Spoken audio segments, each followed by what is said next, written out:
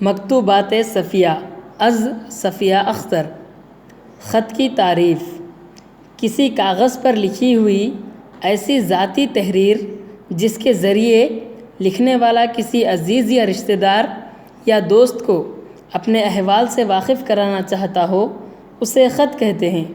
خط کی کئی اقسام ہیں، جیسے ذاتی خطوط، کاروباری خطوط، سرکاری خطوط وغیرہ۔ اردو میں شعراء اور ادیبوں نے جو ذاتی خطوط لکھے تھے وہ اپنی ادبی شان کی وجہ سے بہت مشہور ہوئے۔ غالب، ابوالکلام آزاد، صفیہ اختر، شبلی، محمد علی اور اقبال کے خط آج بھی اردو ادب کی تاریخ میں اپنے مخصوص انداز بیان کے لیے شہرت رکھتے ہیں۔ صفیہ اختر کا تعارف: صفیہ اختر مشہور شاعر مجاز لکھنوی کی بہن اور جانثار اختر کی شریک حیات تھیں۔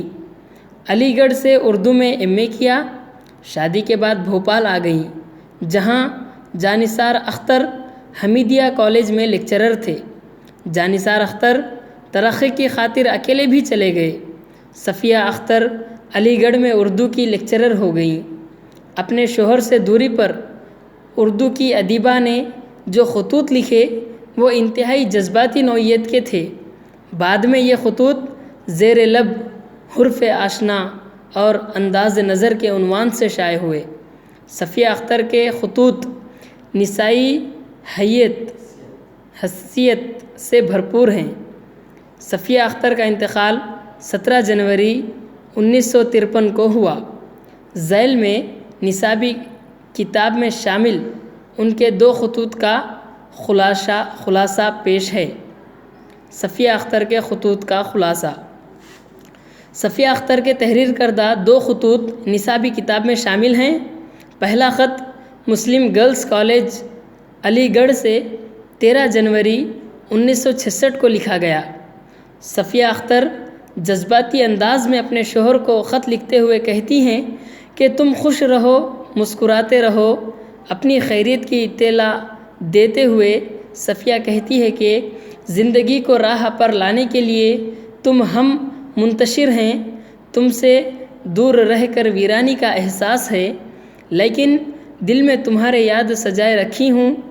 وہ 2 دن اسی بہلاوے میں گزار دیے کہ تم سے ملوں گی۔ موسم خوشگوار ہے، کالج میں لڑکیاں مصروف رکھتی ہیں، اپنے آپ کو سنبھال کر رکھنے کا موقع ہی نہیں ملتا۔ سلمیٰ اور سعدیہ پاس بیٹھی ہیں۔ مشاعرہ کیسا رہا؟ اسرار الحق مجاز یہاں آ رہے ہیں، ان سے ملنے جاؤں گی، تمہاری کیا مرضی ہے؟ تمہارے خط کی منتظر ہوں۔ کالج میں 6 ماہی امتحان شروع ہو رہے ہیں، چھٹیاں کہاں گزاریں گے؟ سچ کہو، آؤ گے یا نہیں؟ تصویر کی فرمائش پوری کروں گی، شاید تصویر پسند نہ آئے۔ سگریٹ نے مجھے اور تمہیں دور کر دیا ہے، سب کو پیار۔ صفیہ اپنے شوہر کے نام لکھے گئے دوسرے خط میں صفیہ لکھتی ہیں کہ کل تمہارا خط ملا، امید ہے کہ جس تکلیف کا ذکر تم نے کیا تھا وہ اب کم ہو گئی ہوگی۔ پھر وہ اپنی شادی کی تاریخ 6 اپریل کو یاد کرتی ہیں کہ 5 سال پہلے اسی دن ہماری شادی ہوئی تھی۔ وہ اپنی شادی کی خوشگوار یادوں کو دہراتی ہیں اور سالگرہ کی تنہائی پر غم کا اظہار کرتی ہیں۔ پھر اپنی بیٹیوں کی پرورش کا تذکرہ کرتی ہیں۔ وہ لکھتی ہیں کہ زندہ ہوں، پڑھائی کر رہی ہوں، کتابیں نہیں ملتی، دل چاہتا ہے کہ لکھنؤ چلی جاؤں، تم سے جدا ہوئے 2.5 سال ہو گئے، میں تنہا اس گاڑی کو اب نہیں گھسیٹ سکتی، مجھے تمہاری مدد کی ضرورت ہے، میں تمہارے انتظار میں تمہاری یادوں کے سہارے جی رہی ہوں۔ خط لکھو اور اپنائیت کا اظہار کرو کہ تم سے دور رہ کر بھی تمہارے پاس ہوں۔ صفیہ اختر کے خطوط کی خصوصیات: صفیہ اختر نے اپنے شوہر سے دور رہنے کے بعد جو خطوط لکھے انہیں پڑھ کر ہر قاری ضرور متاثر ہوتا ہے۔ یہ خطوط شوہر سے دور، شوہر کی مدد اور اس کے انتظار میں بیٹھی ایک عورت کے جذبات کی عکاسی کرتی ہیں۔ ان خطوط میں جو جذبات بیان کیے گئے ہیں وہ صرف صفیہ کے جذبات نہیں بلکہ ہر اس مشرقی عورت کے ہیں جو شادی کے بعد درد و غم سہتے ہوئے شوہر کی جدائی کو برداشت کرتی ہے اور اس کی یادوں کے سہارے زندگی کے دن کاٹتے رہتی ہے۔ ان خطوط میں صفیہ نے اپنے شوہر سے والہانہ محبت کا اظہار کیا۔ ان خطوط میں ہندوستانی عورت کی جھلک دکھائی دیتی ہے جو بیوی بھی ہے اور ماں بھی۔ صفیہ اختر اپنے شوہر کو رفیق اور دوست قرار دیتی ہیں، ہمت اور حوصلے سے کام لیتی ہیں اور پریشانیوں میں رہنے کے باوجود زندگی کی کٹھن راہوں کو عزم و حوصلے سے یاد کرتی ہیں۔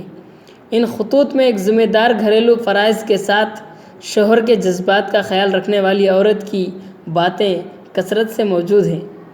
ان خطوط میں محبت کے پاکیزہ جذبے کا اظہار ہوا ہے۔ ان خطوط میں ماں کی ممتا، باپ کی شفقت، بیوی کا ایثار، تہذیب، احترام، صداقت، اعتماد، ناز و ادا، خلوص، محبت، ادب شناسی، ادب نوازی، پاکیزہ جذبات و احساس، غم، تنہائی، انتظار، رنگینی و رعنائی، سادگی، جذبات کی گہرائی، مشرقی تہذیب، ازواجی زندگی کی محبت، سوز و ساز، عشق کا جذبہ، صبر، استقلال، مسائل کا سامنا کرنے کا حوصلہ جیسی تمام خصوصیات موجود ہیں۔ اس لیے یہ خطوط اردو ادب میں اہمیت کے حامل ہیں۔ صفیہ اختر اپنے خطوط سے اپنی ذاتی غم اور جدائی کو آفاقی غم بنا دیا۔